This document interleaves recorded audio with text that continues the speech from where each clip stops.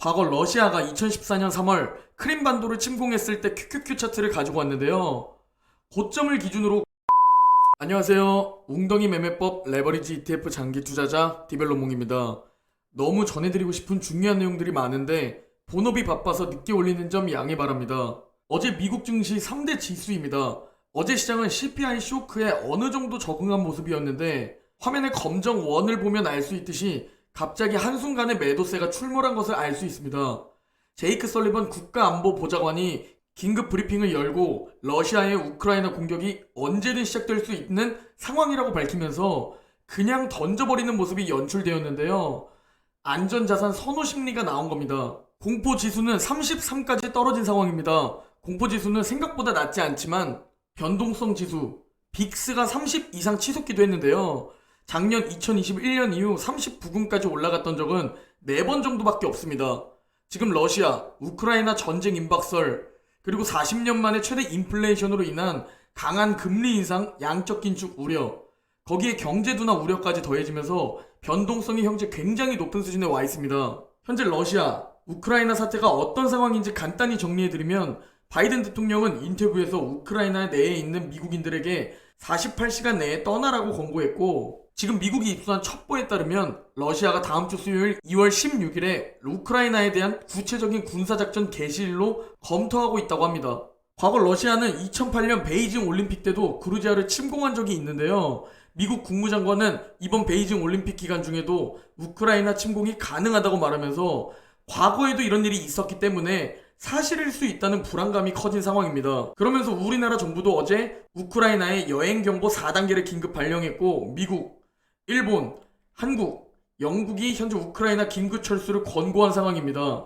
이러한 상황이 일어나자 유가가 5% 정도 급등하는 모습이 나왔는데요. 화면에 검정원을 보시면 아실 겁니다. 그 이유를 살펴보면 러시아는 세계 2위 산유국, 그리고 천연가스 수출국입니다. 미국의 강력한 제재로 러시아의 석유 수출을 제재하거나 러시아가 일부러 천연가스 수출을 덜할 수도 있다는 불안감이 커지면서 천연가스와 원유가 급등한 겁니다. 다들 아시다시피 지금 이 유가가 계속 오르면 인플레이션을 더 부추길 수 있다는 게 굉장히 중요한 부분입니다.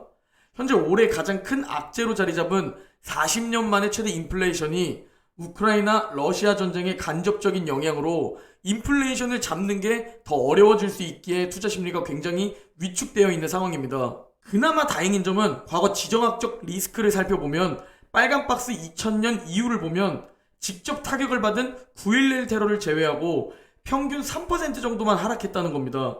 그리고 전고점 회복까지 약 20일 정도 소요되었고요. 현재 인플레이션으로 인한 강한 금리 인상과 양적 긴축이라는 악재가 껴있는 만큼 이보다 더 길어질 수는 있으나 제 개인적인 생각을 말씀드리면 사실 러시아, 우크라이나 전쟁 리스크보다 인플레이션으로 인한 금리 인상과 양적 긴축이 더 리스크가 있다고 생각하고 있습니다.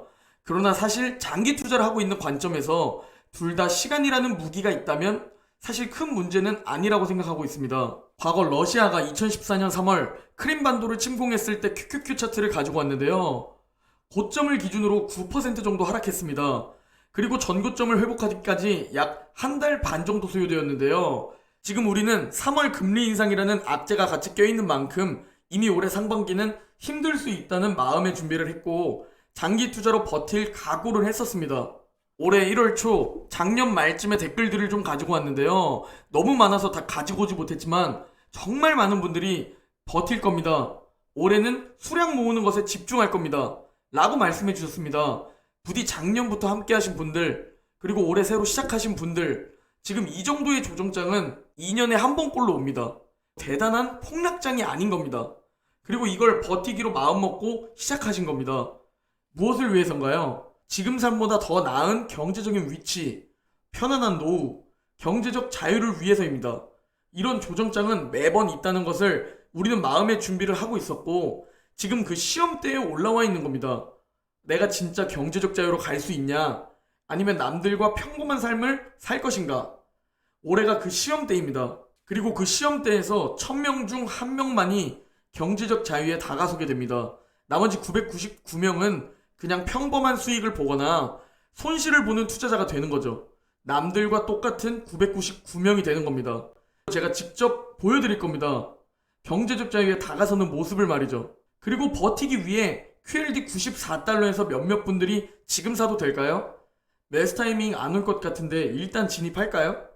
이럴 때 샀던 게 아니라 지금처럼 나스닥 반토막 갈 겁니다. S&P 500 반토막 갑니다. 앞으로 몇 년 동안 하락장이 시작됩니다. 이런 얘기들이 나오는 지금 웅덩이에서 줍줍하는 겁니다.